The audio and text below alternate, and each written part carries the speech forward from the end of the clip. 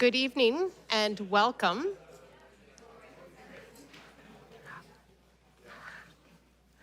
Good evening and welcome. I'm just waiting for the thumbs up that the live stream has started before we get started. Is that a 1 minute or a thumbs up? The lights were in my eye.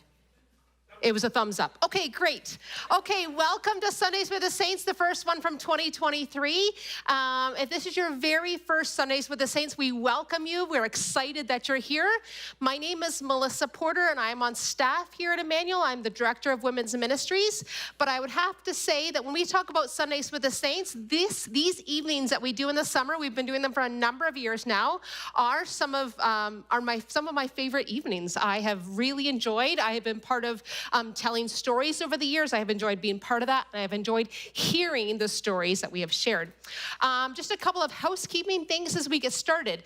I totally forgot to print off coloring sheets for the kids, but there is blank paper and pencil cases at the back. So kids, if you need a little bit of paper to draw on, you're welcome. It's on that chair right there. That's the first housekeeping piece for tonight. The second piece is before we get started, I just want you to know that I am actually sharing this story tonight with my daughter, Keziah. She's here. She is one of the summer interns, so the interns will be having different responsibilities over the summer, so she got stuck with me, and she's going to share this story with me tonight. So I'm going to do a first little bit. She's going to come up and tell the middle part of the story, and then I'm going to finish off the story tonight. Okay, so that was the other little piece of tidbit. This is my other disclaimer. Okay, well, actually, I have two more disclaimers, so hold on for a minute. The story I'm going to tell tonight is a story about a man named Jacob DeShazer, and it takes place during World War II. It wasn't a story that I was familiar with until just recently, so I'm excited to share it with you. I am a tiny bit nervous because there's a lot of historical detail in this story, and history is not my forte. So I want to start by saying, please forgive me if I mess up history, okay? If I get some of the details wrong or some of the terminology wrong, which I know I'll probably mess up already. But just big picture, it's a story of World War II. But know that the story of his conversion, we have not messed that piece of the story up. There was a second piece that I have already forgot. For those of you that were here at 5 for Faith, and remember, you didn't know that Maud Kells had died, and we had that really fun Zoom call with her, and you realized, well, this is really cool. She's still alive and still being part of missionary work. For those of you that remember, Jacob has died. There is no surprise Zoom call. There is no surprise at the end. He was born in 1912, which would make him 110 today, and he died about 15 years ago. So I just want you to start off so that you know that there's nothing coming at the end. So the story tonight is about a man named Jacob DeShazer. He was born in Oregon, which is not that far from here, in the year of 1912. He grew up going to church, but did not like it. His father died when he was very young, and he grew up in a household with some step-siblings and a stepfather and his mother. And his parents did not have a lot of money. Actually, they lived on a farm. It was a wheat farm in Oregon, and a lot of their time and a lot of their energy was spent just keeping the farm going. But one day, Jake was excited to go to church, and that was different from typical, because typically he didn't like going to church, but this Sunday he was pretty excited because he had gotten a brand new pair of overalls. He was 8 years old. The buckles were shiny. His younger brother had got one too. His mother had been so proud when she had ordered it out of the catalog, and it arrived and it mailed right to their house. Because typically, Jacob's clothes became from his stepfather, and his stepfather's clothes, when they got thin, his mother cut them down into something smaller that Jake would then wear, and that patches were put on, and Jake was wearing those clothes typically, and when Jake outgrew them, they were patched again and passed on to his younger brother. So for Jacob to receive a brand new article of clothing was especially spectacular. So on this Sunday morning, the one Sunday that he was excited to go to church wearing his brand new overalls, him and his brother, chests all puffed out, and went to Sunday school and sat there. And at the end of the Sunday school, Jacob was waiting. He was waiting for someone to say, Jacob, what a nice pair of overalls. And he heard a Sunday school teacher call him and said, Jake, I need to talk to you. And he stood up and she said, Jake, would you remind your mother that we do not wear overalls to church? And Jake was absolutely devastated. The Sunday school teacher said, we only wear our best clothes to church and you do not wear overalls. And Jake went home and he had already had a dislike for church, and that already there was a bitterness that rooted in his heart because he thought, why are my clothes not good enough for church and why are they not good enough for God? So every day at the end of supper, his stepfather would read a chapter from the Bible. And so Jake didn't like going to church. And the second thing he didn't like equally as much was when his father read that entire chapter of the Bible, because it was a long and boring and dull, and there was a lot of things that needed to get done. And Jake just endured and hoped that that chapter wouldn't be too long, that he could go on with his day. So Jake, it was busy. It was a farm life. They planted wheat. They had horses and cows and different things. And life was not easy because there was so much hard work that had to be done. He was a quiet child. He didn't talk a lot. And he got through school. He wasn't an excellent student, but he did graduate from high school. But when he graduated from high school, it was the year 1931.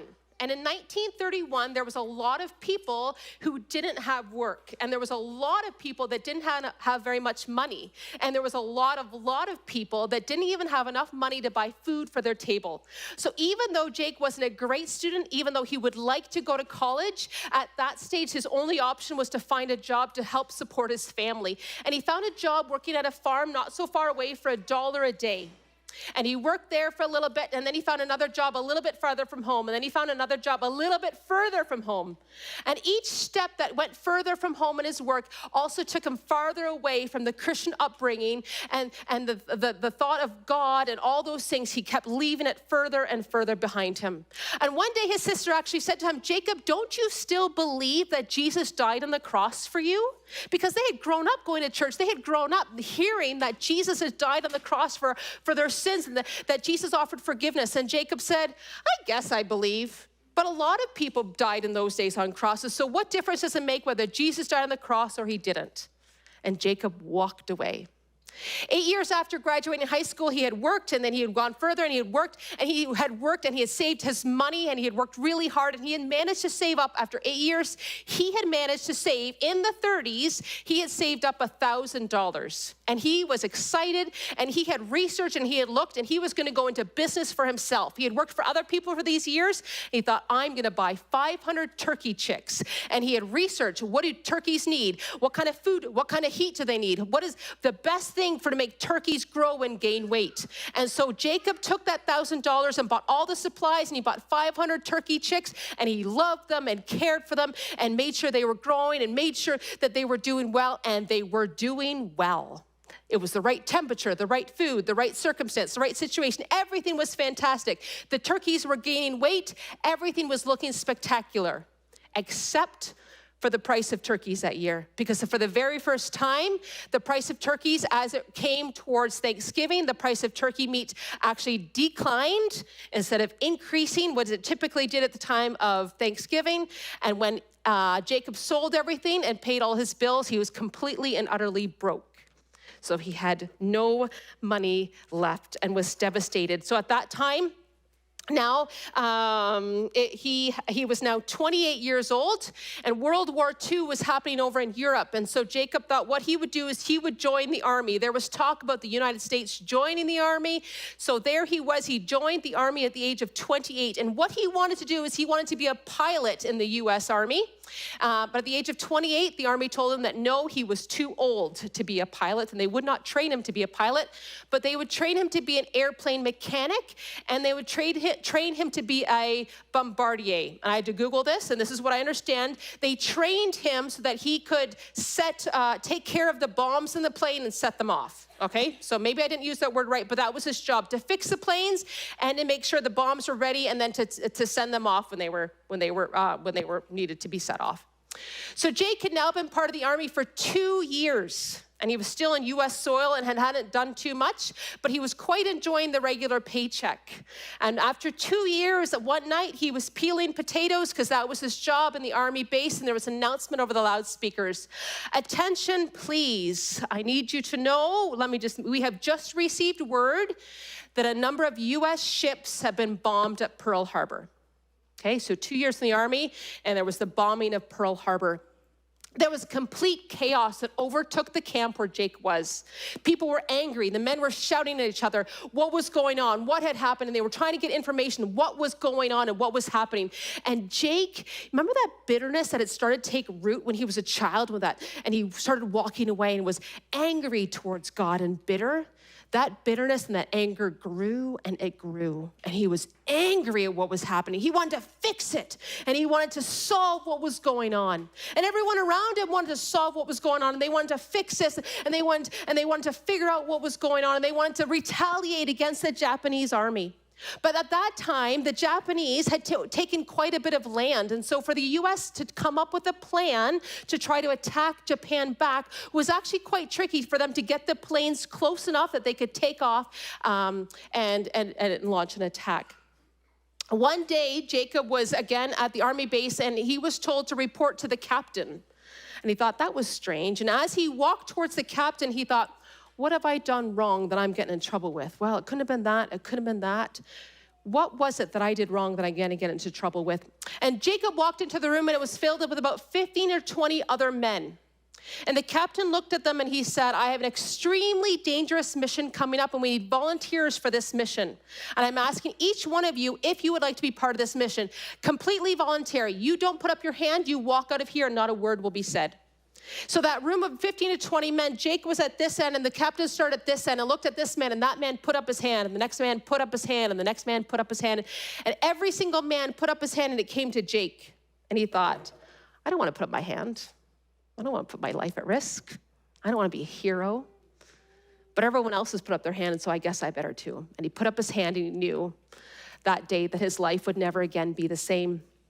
The 15 or 20, those 20 men were brought to a different area. And again, they were told they were going to start training for a secret mission. They were not told anything about the mission. And they weren't even to talk about their training to their family, to their girlfriend, to their cousin, anybody at all. They weren't even to talk about this secret mission. And the guys kept asking, okay, but what does it look like? Where are we going to go? When? What? How?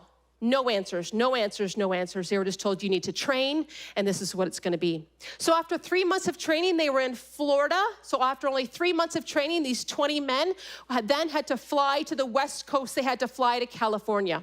And actually at that time, for those men that had been training, it was actually quite an exciting time to think that their mission, the secret mission that they didn't know anything about, was actually starting to happen. And they were kind of excited. And there was an excitement that happened amongst the men. And a lot of them hadn't traveled that far. And so then they had the opportunity to travel from Florida all the way to California. It was actually quite an exciting time.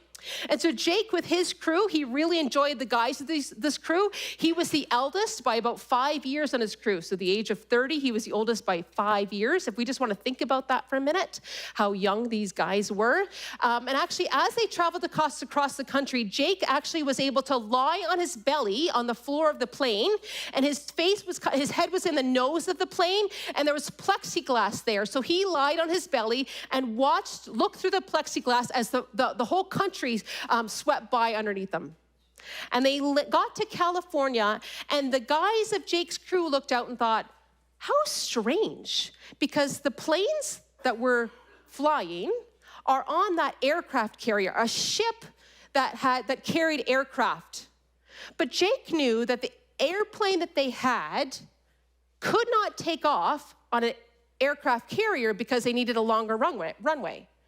And Jake was wondering, because typically when the planes were transported, these types that they were in, the wings of the plane were taken off and they were disassembled, and then they were transported to another air runway that they could take off. So things were starting, this was kind of strange because the planes were actually fully assembled on the aircraft carrier. And Jake knew that their crew, they had been training in the last 3 months to take their planes off in the short run, to make their planes as heavy as possible, and yet to take off in the shortest runway possible. So they landed, and their airplane too was loaded onto this ship, onto this aircraft carrier, and Jake's plane was actually at the very back of the ship, so far back that the tail of the plane hung over the back of the ship. And all the men got onto the ship and still had not been told anything about the mission that they were going to go on. They they launched in their ship, and they were 10 miles from the harbor, 10 miles from the US, and they were told that their secret mission was that they were going to launch an attack onto Japan. So what they were going to do, they were going to try to take their planes, and they were going to launch them off the aircraft carrier. They're going to have to get 400 miles from Japan. They're going to fly over, they're going to launch their attack, and there was no way for these planes to land on this aircraft carrier. So after their attack, the planes were to hopefully have enough fuel to get to China, hopefully to a place in China that was not occupied by the Japanese. So the men were excited, but when they heard their plan, all along they had been told, it's a dangerous mission. It's dangerous, it's dangerous. But when the men heard the plan, they knew how dangerous it would be. And at one point they were told that only 50% of them would make it home again. So there they were on their ship, they were sailing on the way to Japan, and there was a monotony of life. There was actually, for the first time, you had these, the pilots and the crew that was there, and the sailors, and they actually didn't always get along with each other. There's some tension amongst each other. But one time, as they were traveling, they broke up the monotony of the trip because it was Easter. And both the sailors and the soldiers decided together that they were going to have a service for Easter. They're going to come together to celebrate the death and resurrection of the Lord Jesus Christ.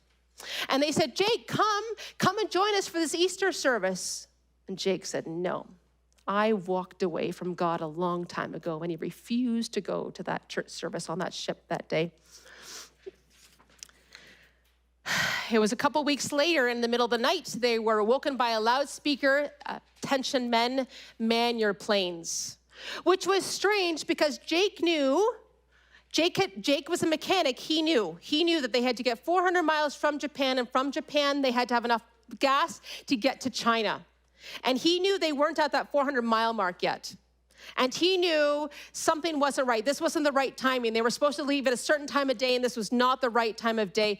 And yet they loaded up their planes and they got up there because what they had heard is that the Japanese had spotted their ship, and they had to leave on their attack 200 miles before they were expected. So they had already been told there's a 50% chance that they wouldn't make it through, and now the mission had gotten even more dangerous than they had first realized. So the first, it was actually, they were introduced, for those of you who are history buffs, he was part of the Doolittle crew on the ship. There was Jimmy Doolittle. He gathered them all together and told them that they were going to take their planes off, and they had to launch. Jimmy Doolittle was the very first one to launch. He got into his plane. They packed up all their stuff that they needed to do, packed it into their airplane.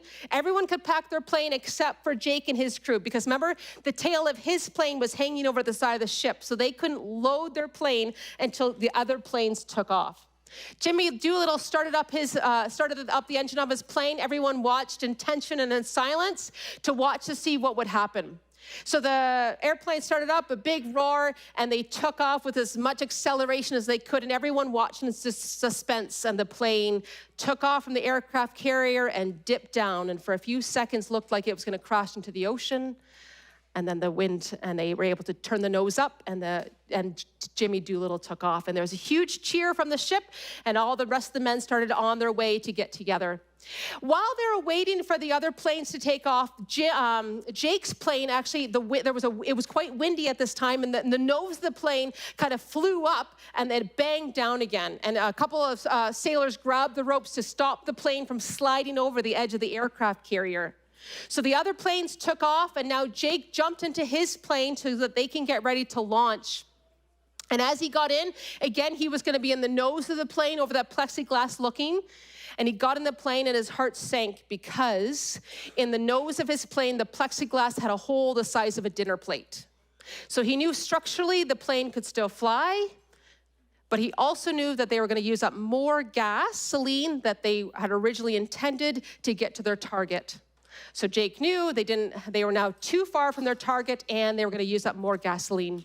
But because they knew structurally that at that point the plane could still fly, the men got in their plane and took off from their aircraft carrier. Once they were in the air, there was quite a bit of wind that was sucked into that hole, and they tried to take a big coat and shove it into that hole so that they could try to stop some of the wind coming in, but the wind just blew it right back out again.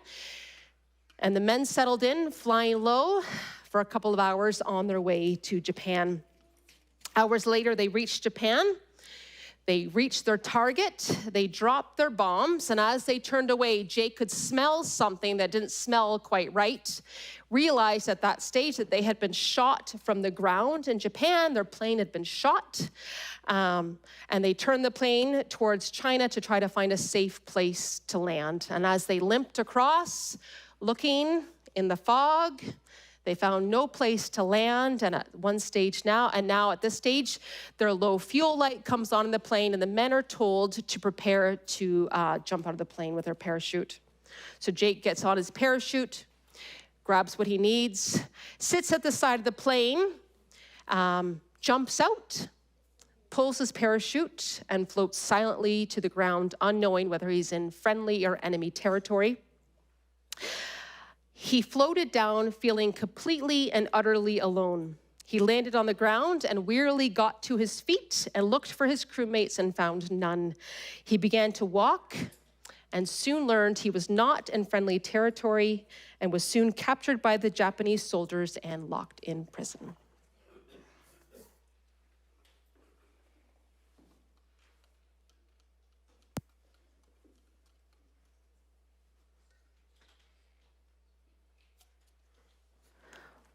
Jake was in prison, he was treated very terribly. When he first got to prison in Japan, he was often hit, beaten.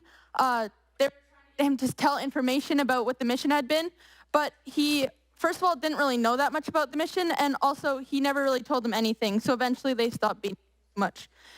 3 times a day, he was fed a cup of weak tea and 2 slices of bread. He got fed very little, and the inmates began very quickly just because of how little they were fed. And even though they only got to move around for about 15 minutes, they still began to lose weight very quickly. And even after being in prison for 18 days, Jake had not been allowed to bathe once. At this point, Jake was in solitary confinement.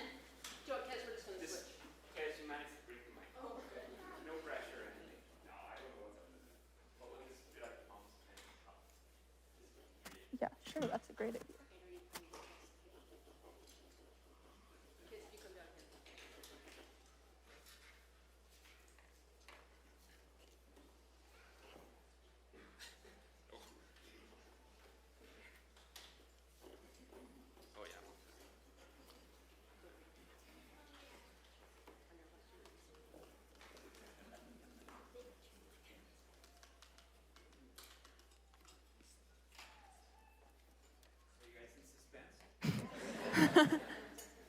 Are we good? Okay. Okay. At this point, Jake was in solitary confinement, meaning that he was completely alone and he never got to talk to anyone. Jake said later that this was actually one of the hardest parts of his time in prison, was that he was so alone all the time, and it was very, very lonely. He was pretty sure that so there was 5 people per plane, and he was pretty sure that all 4 other people from his plane were also in the same prison, but he wasn't even completely sure. And then finally, Jake was moved, and so he learned that there was all the people from his plane and then 3 from a different plane. 50 days after Jake's imprisonment, he was brought into a little room, and he was told that he had to sign a piece of paper. He could not read the piece of paper because it was in Japanese, and so he had no idea what it said, but he was told that if he didn't sign it, he would be killed, and so he just did. Around this time again, Jake moved prisons again. This time he was moved into a cell with all of the other people, but the new cell he was put in was about 20 feet by 6 feet, and also had 30 other people in there. The cell was so small that there wasn't even enough room for everyone to lie down at nighttime. The food was even worse here. They got a bowl of rice with live maggots and worms in it, so that was not pleasant. But after a little while, the guards came and they commanded everyone to leave except Jake and his friends. So now they were all alone. The men, for some reason, the Japanese hadn't taken the American money that they had on them, so they were able to trade it for a little bit of food, for a little bit of candy, stuff like that. And at this point, after 4 months of being in prison, he was allowed his first bath. Around a week after this happened, Jake was taken to a room, which he quickly realized was a courtroom. He was asked questions through a translator, like about his name, about his job. One question in particular, he was asked to verify that his signature was on a piece of paper. Jake's heart sunk when he heard this because the only piece of paper that he had signed while in prison was the one that he couldn't read. He now assumed that he had signed a confession saying that he had committed all sorts of crimes that he actually hadn't done. The judge made a decision. The judge made a decision in Japanese, but none of the inmates knew what it was because they couldn't understand Japanese, and the translator was told that he wasn't allowed to tell them what was decided. So Jake had no idea what had been decided. Jake and his friends were separated once again and put back into solitary confinement. 2 months later, Jake was brought back to the courtroom, but this time there was only 4 other people. So he wasn't sure what happened to the other 3 people, but assumed that they had been killed, which was later confirmed. Jake was told that he was sentenced to life imprisonment for all sorts of things that he hadn't committed, and he now knew that he had indeed signed a confession.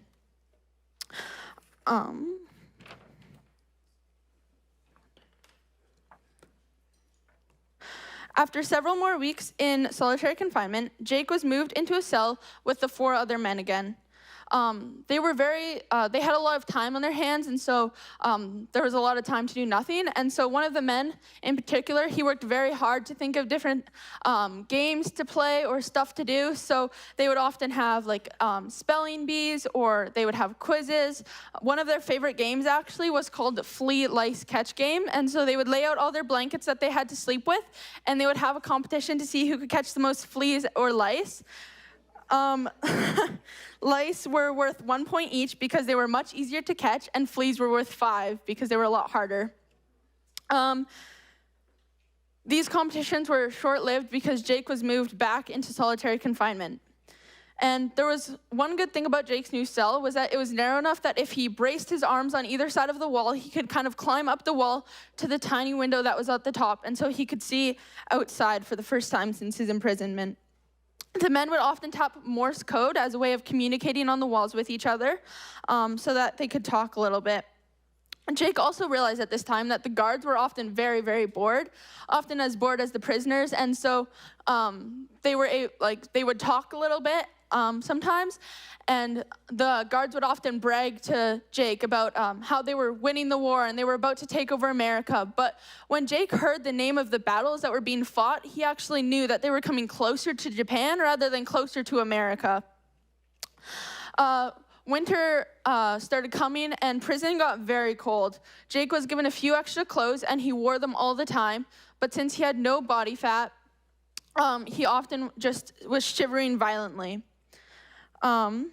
Around this time, one of the 5 remaining prisoners died because of malnutrition and several other causes. This caused Jake to do a lot of thinking, specifically about the verse in the Bible that says that you're supposed to love your enemies. Jake didn't know how Jesus could ask anyone to do this when his enemies treated him so terribly and caused him so much pain. After his friend died, there was a slight improvement in the conditions. They were given a little bit more food, and they were actually given some books to read. And so there was 5 books between the 4 prisoners, and so they figured out a system where you would get a book for 3 weeks, and then you would have to pass it on. And one of these 5 books was a Bible. At this point, Jake had an urge to read the Bible, actually, and he had some conversations about his friend that had died about the Bible. And he just really wanted to read the Bible. And so he had to wait his turn. So after 9 weeks, he finally got his Bible. And when he did, he just read it and read it and read it. And he hardly slept. It especially fascinated him how the Old Testament connected to the New Testament and how people could prophesy about things that were happening hundreds of years later. One day when Jake was reading the Bible, he read a verse from Romans 10, verse 9, which says, "Because if you confess with your mouth that Jesus is Lord and believe in your heart that God raised him from the dead, you will be saved." Jake had heard this verse several times before, but this time the words came alive to him. He knew that he had to pray and ask Jesus into his life. Right there in his cell, Jake gave his life to God. Immediately, even though he was still in prison, Jake felt an overflowing sense of joy. He had never felt joy like this before, even before he had been in prison. At this point, Jake had been in prison for over 2 years, and right away, Jake's friends and the guards noticed a big difference. One example of this was soon after Jake's conversion, one of the guards had hit him for something, and the next day when the guard walked by, instead of Jake lashing out in anger or being rude, Jake politely said good morning, and the guard was shocked. Jake said good morning to this guard every day, and soon the guard was actually coming and talking to Jake about his family, about his life, even though Jake couldn't really understand him because he was speaking Japanese. And he even brought Jake some food, some potatoes, and stuff like that. On November 15th, Jake spent his 32nd birthday in prison, and soon to follow was Christmas. Although nothing special happened in the prison, Jake was excited because outside his little window, he could see American planes flying overhead. Jake was so excited and quickly passed the message along using Morse code. However, along with the thought of soon being free, came the thought that they might be killed. The Japanese guards had told them several times that even if the Americans did come and free them from prison, that the guards would kill them before they were free. Nothing more happened though, and winter soon turned to spring. In June, Jake was moved to a different prison and was again in solitary confinement, and where he had to sit on a stool all day long facing a wall for 16 hours a day. Jake soon learned, though, that at night when he was allowed off his stool, that he could actually yell through the toilet to some of his friends because their pipes connected. Another benefit of this prison was once a week, he got a bath, and so Jake cherished these times because this was the only time that he actually got to talk to other people. And yeah, he was very, very lonely in prison. After a month in this prison, Jake didn't think that he could survive sitting on that stool for much longer. Oftentimes, Jake said that it felt as if his heart was beating so slow it was just about to stop. Jake began to pray about what he should do, and as he did, the story of Daniel and the lions then came into mind, and how God had shut the mouths of the lions for Daniel. Immediately, Jake slipped off his stool and onto his knees and began to pray. A guard soon walked by and yelled at him to get back on his stool, but Jake just continued praying. A minute later, the guard came back with several more guards, and they rushed into his cell. But rather than beating him as he expected, they just kind of walked around him for a minute as he continued praying, and then just walked out. On August 9th, 1945, Jacob woke up suddenly with the feeling that he should pray for peace. For the entire morning and into the afternoon until around 2 o'clock, when he heard God say, "You can stop now, you don't need to pray anymore, the victory is won." Jake knew then that the war was over, America had won. One night, 8 days later, Jake woke up again in the middle of the night, and this time he heard God say, "Go and teach the Japanese people about me." Jake was astonished. Was God calling Jake back to Japan after they had treated him so terribly and fed him so little food to be a missionary? On August 20, a guard came and told Jake to follow him. Jake met up with his three friends and was given his old uniform to put on. Then they were led to the courtyard where a prison official told them, "The war is over, you can go home now." Jake was free, and the exact day that Jake had waken up and felt the need to pray, he learned later on, was the day that the war had indeed been won. Jake and his friends had been in prison for 40 months, or if you do the math, 3 years and 4 months. All of Jake's time in prison, except 184 days, was spent in solitary confinement. 3 years and 4 months in prison, and all but 6 months of that was spent by himself, utterly alone.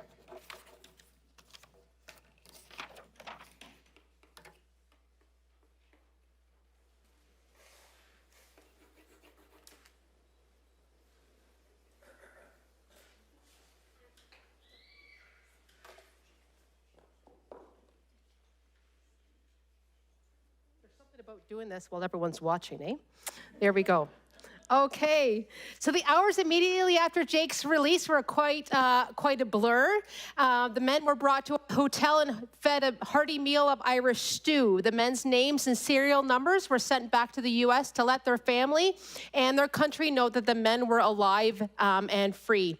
Jake was then interviewed, and the interviewer, they were in China at this stage, and the interviewer said to Jake, what was he planning to do once he was released and returned to the United States. And Jake said, when I get to the United States, I will be preparing to come back to Japan as a missionary to tell the people about the love and forgiveness of the Lord Jesus. Jake finally arrived in the U.S. and he would travel to see his parents, and it was a very joyful reunion. His mother began to share with him how God had helped her and sustained her for the years that Jake was missing. So the families had not been told that the men were going on this mission. So at the beginning, when Jake had first left, and they hadn't heard from Jake in several weeks, Jake's mom had gone to bed, and in the middle of the night, she was woken up with a sense that she needed to pray for Jake. And she prayed for a number of hours until she had a sense, a peace from God that her son was alive. A couple weeks later, the U.S. Army came to her door and to let her know that Jake had died and was no longer alive. And she turned to them and she says, I have it from a higher authority that my son is alive. But now over those next 3.5 years, it was not an easy time for his mother and his stepfather, who had no word from him. And multiple times through those years, they were woken in the middle of the night, and they spent that time praying for Jake and for the other men. After 3 months of being released from prison, Jake started at Bible school. It was actually pretty hard because at that time, he still had a really hard time kind of formulating his thoughts and getting his thoughts organized. But he started off at Bible school.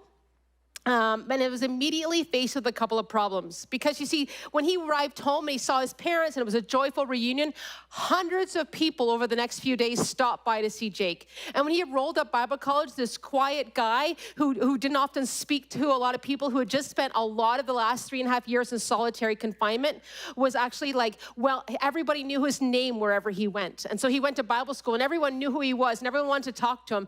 And when he started at Bible school, they wanted him to come and speak at a church service, come and speak for this Youth for Christ rally, come and share your story. And Jake was actually a really terrible public speaker. And so when they asked him to share his story about when he was a prisoner, he spoke in a very monotone voice and he stumbled over his words. And then he actually just would have nothing else to say.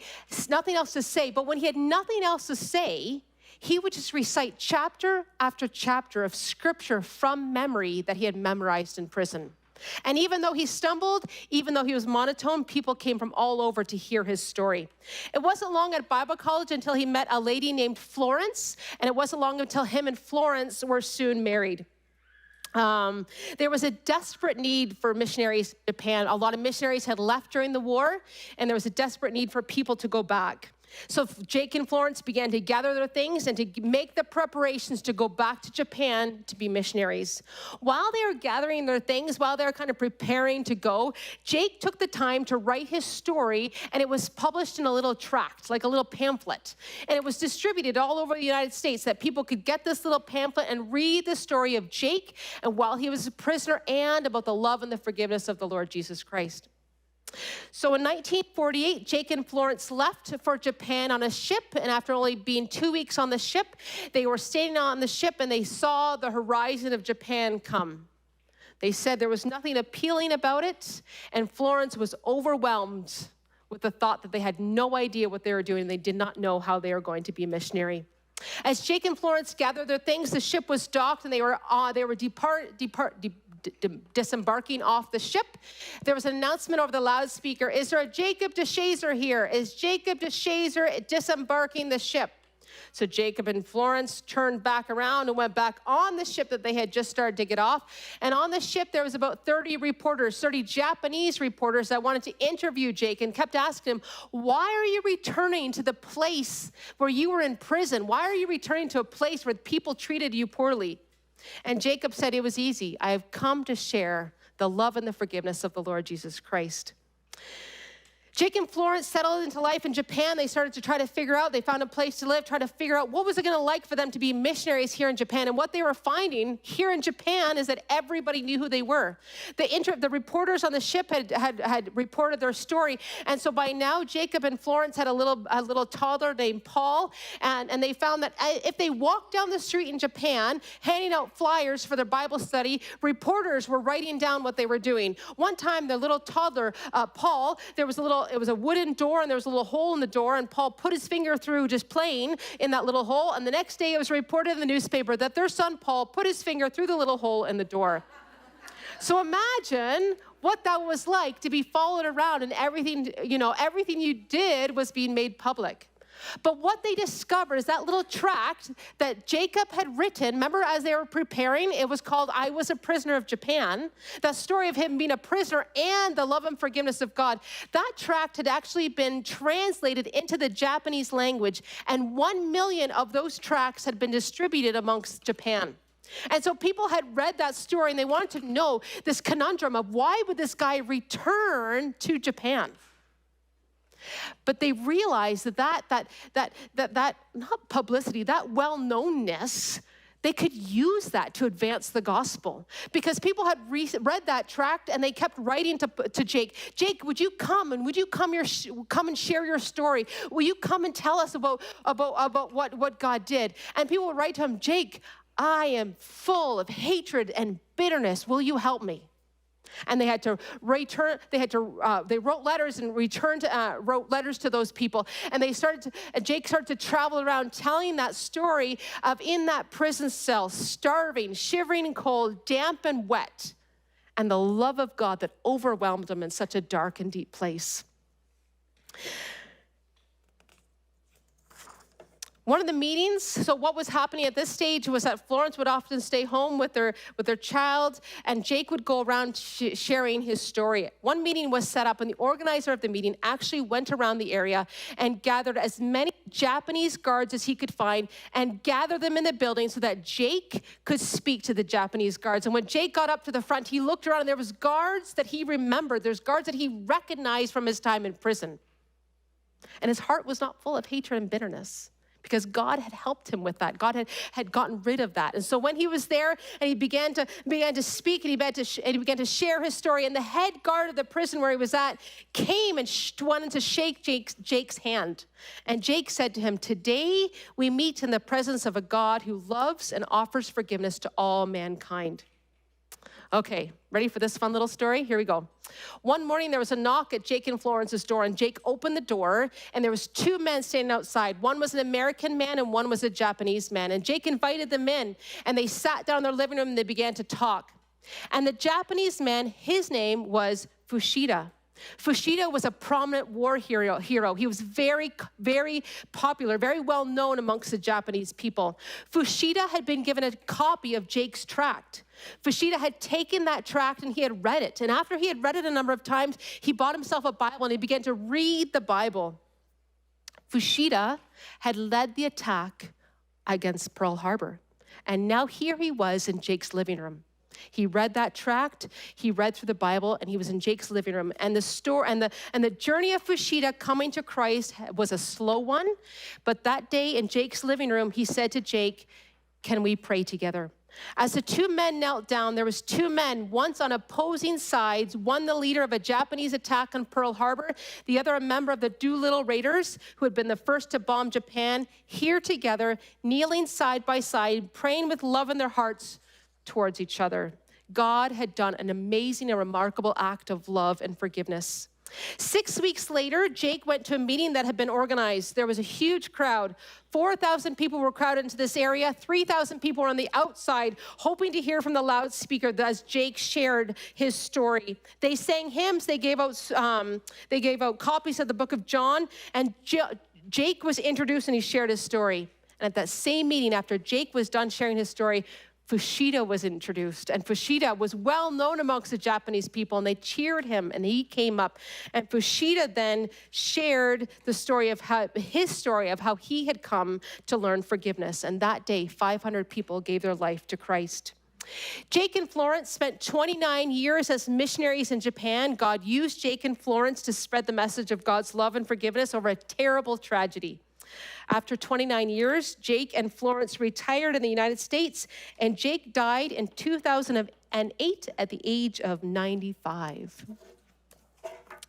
Kez is just going to finish up. Oh, you're going to use the wireless? According to Operation World, today in Japan, there's a population of 123 million people. Only 1.5% of that population is considered Christian. I thought that it would be appropriate that before we left today, if I just said a quick word of prayer for the Japanese people and all the missionaries currently serving there. Dear Jesus, I pray for the people of Japan, that you would just help them to learn about the gospel, learn about you, and for all the missionaries serving there, that you would, just help them. I'm sure it's not easy. Just be with them right now and help them know what they need to do to share the gospel over there in Japan. In your name I pray, amen. Thank you so much for joining us for tonight. That concludes our Stories for the Saints. I trust you have a great week.